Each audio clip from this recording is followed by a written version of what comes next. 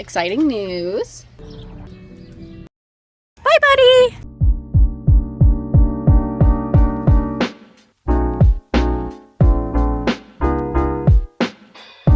Okay, so my phone died, so I didn't get much video. However, I do have some exciting news.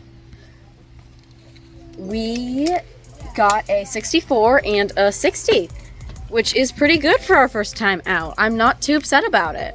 The 64 was mostly 6s with some 7s, even in a 7.5. And the 60 was all 6s, some 6.5s, and 1 2 because we didn't really do a movement, but that's okay. My main goal was just to get out and do something and not die. A quick recap of what happened yesterday. I rode my tests. I did okay. Goose was scared of the sprinklers during the first test, so I couldn't get on the rail on one side. I didn't get below a 60 on either of them, and I got mostly 6s, so for our first test ever and his first dressage show ever, I'll take it. Then we went to wash him at the wash rack, and he pulled back, so I undid the rope. The rope then got tangled in the baling twine because he wasn't hard-tied. Obviously, I would never hard-tie a horse. And he broke his lead rope. I obviously have a second one, so that's okay, and I'm glad the lead rope broke as opposed to him breaking his neck, but that was super extra special. And then the rest of the day was pretty quiet. We went on a night walk for maybe 20 minutes just to help him stretch his legs. Yeah, so yesterday was pretty chill. Okay, I put my hair back in a bun, and I just wanted to come out here to show you guys the facility and where you show, because this showgrounds is gorgeous. And I'm so excited that this is my first dressage show with him, because it is so horse friendly, and I love that about this place. So here are both show arenas, 1 and 2, right next to each other, and there's this whole open space, and right back there is the warm-up arena.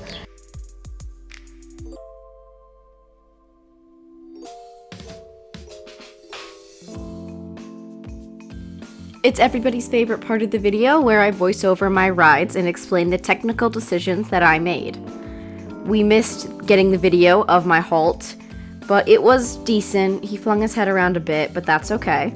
As you can see, today we were sporting the red bonnet. It was super cute and super matchy-matchy. Not much to say about this ride. I mean, it was alright. It was better than my first crack at this test. I was definitely a lot less nervous. I was focusing more on getting him round during this test and off of my legs, because he was super tired and didn't want to move off of them. My geometry at the trot is okay. My geometry at the canter definitely isn't what I would like it to be. But once again, I was really just focusing on getting those transitions on the circle, because due to his lack of muscling, it is kind of hard for him to pick up the canter transitions while still staying bent and round and supple. Here we trot across the diagonal, once again looking super cute. I would say this is definitely our best movement consistently in all of the tests. It's just the easiest for us, I would say. We do all right in our corners. I definitely am going to work on that when I get back, but we have a long list of things to work on after this show. One thing I would also like to work on is getting him a steady tail routine. You can see it a little bit in this video, but oh my goodness, there is like maybe 4 strands. This circle was pretty nice in my opinion. The geometry wasn't the best, and I didn't support him very well through that specific quarter of the circle where he flipped his head around, but other than that, it was pretty okay. The list of things we need to work on after this show is corners, halting, but most of all, he needs to start thinking of the canter as more of a working gait. He kind of thinks of it as, oh, we're gonna touch the canter a little bit, and then we're gonna just fall out of it and go trot around a bunch more. He's also doing this in our jump lessons and in any jump rounds we have as well. So that is definitely what we need to work on the most. and what I'm hoping we will see the biggest improvement on within the next month or so. Once again, as we keep building up body muscle, new challenges are going to arise, and this is just the challenge flavor of the day. The walk was so much better than my first 2 rides. Oh my goodness, we're actually swinging and moving somewhere and not marching to our deaths.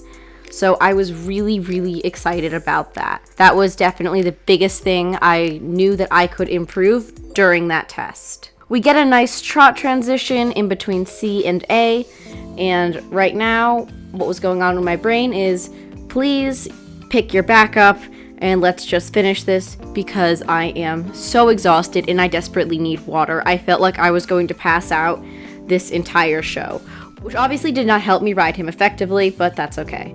That turn onto center line wasn't great, but it was one of the best ones we'd done at this show, so I was happy with it. And we halted. Overall, I'd give that test a 6 out of 10.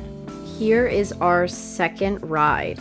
That halt was probably the worst of them all, but that's okay because that's just one part of the test and we just had to keep on trucking. That turn from C to the corner, I was actually pretty happy about. While he was definitely slightly unbalanced and leaning in towards the center, he was responding to my outside leg and my outside rein, which is what I'm most concerned with right now. Because of our decent amount of success in intro, at our next dressage show, we're going to be doing just training. I think we are going to stay in training 1 a bit longer just because it's super, super hot during the month of July, and I don't want to push it. Besides, I've got a whole 20 or so years on him to move up the levels in dressage. I got time. The idea in the fundamentals of dressage as a sport has been around for hundreds of years. I think we can wait a decade or so to really dig into it. That canter transition was pretty good. As you can see, we are definitely a little strung out and on the forehand, but once again, I'm just trying to be like, hey, we canter in a circle and we are going to canter down the long side and then break down to the trot around V, which is what we did. So in my mind, it was a success. While I understand that this ride and where he is at is not most people's definition of success, I am completely okay with that.